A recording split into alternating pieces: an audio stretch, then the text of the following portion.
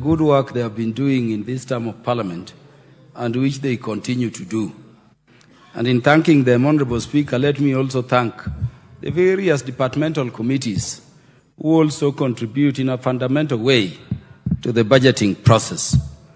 And my hope is that all their views were taken into account by the Budget and Appropriations Committee in finally, bringing the budget documentation before the House. Honorable Speaker, our problem is not budget. Our problem as a country is about budget implementation, which has failed consistently, Honorable Speaker, to adhere to the national values and principles of governance prescribed under Article 10 of the Constitution. Honorable Speaker, we pass budget. And let me start by saying there is a good reason as to why the budgeting authority was moved from the Treasury, from the Executive, to this House. This is the National Assembly. It is the assembly of the nation through their representatives. The thinking is that when we are budgeting and sharing out the national cake, I would be asking, what about Homabay? Honorable Nyikalu would be asking, what about Seme?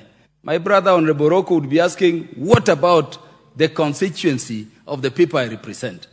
And we do that during budget. But the problem, Honorable Speaker, is that we send monies to the ministries, to the government departments and the sectors within them, bulk without itemization. Honorable Speaker, that is something we need to work on if we want to achieve the real reason as to why the budgeting authority was moved to this House. Honorable Speaker, I'm very happy that the Budget and Appropriations Committee, on behalf of this Parliament, has proposed that we are putting apart money to employ all JESS teachers. And let me disagree with the speakers who have just spoken that we should again be cherry-picking who among these JESS interns should be employed and who should not be. The fact of the matter, Honorable Speaker, is that what happened with the employment of the last 56,000 teachers in serious democracies would have occasioned this House to proceed and move all those commissioners out of office. They should have been removed. And this is what we are talking about. You employ 30 people. These JESS interns are waiting to be employed. But people other than JESS, not JESS, Teacher Service Commission, are distributing employment forms outside there. And you see it in people including CSS. You see it in people including politicians. How do you ensure equity in that arrangement, where some people are waiting for interviews by the Teacher Service Commission, which ideally is an independent commission, yet individuals who have no mandate around recruitment of teachers are walking around with employment letters? No wonder, Honorable Speaker, when you go to areas like ours, teachers are retiring without ever being employed. Teachers are retiring. I have over 200 teachers have written to TSC, have even written to the President. I have over 200 teachers who graduated in 2000, 2001, 2004. They cannot get a chance to teach and to serve the nation in the classrooms, bringing our children out. And yet in some areas, Honorable Speaker, up to teachers who graduated in 2022 are already recruited. What do you want JESS interns to do when they sit waiting to be employed? They are told there is no opportunity, and outside there, Honorable Speaker, people are being employed in funerals. What do you want them to do? We must develop a deliberate policy, Honorable Speaker, on employment of teachers, which says teachers will be employed on a first to graduate, first to be recruited basis, wherever they come from. In any event, they have been all trained, they have gone through practicals. What is this other interview you are doing again? Honorable Speaker, look at the area of energy. We sat assisting you, Honorable Speaker, the other time on Committee of Supplies. We are reading everything. After that, my entire constituency, including schools which were established before I was born, cannot be electrified. Not a single electricity project in this ending financial year. Yet we passed a budget for how much? All street lighting programs, stalled in Homabay. And then when you come back, Honorable Speaker, you find all this money has been diverted to some single constituency. What are we talking about? We are developing an inequitable nation against the national values and principles of governance. How can it be, Honorable Speaker, that have been in this parliament passing budgets and duly authorized by the people under the Constitution to deal with budget? This, Honorable Speaker, is my 12th year of budgeting. No single Tarmac Road in Homabay town constituency. And by the way, people looking at us are clapping as we are sending, did you say $500 billion money for roads, which they don't see? Year come, year go. The fact of the matter is that we have to go back to where President Kibaki left this country. President Kibaki would not implement a project, Honorable Speaker, and you are with him, without the people at the planning ministry looking at which project are we going for? How is it viable? Which one do we do next? So that we can, make them, economically more viable for the entire nation. And so under President Kibaki, they would come and say, we are moving a road from Lamu through to Isiolo, through to Ethiopia. Not just to open that area, not as a favor, but to harness the national potential in that area.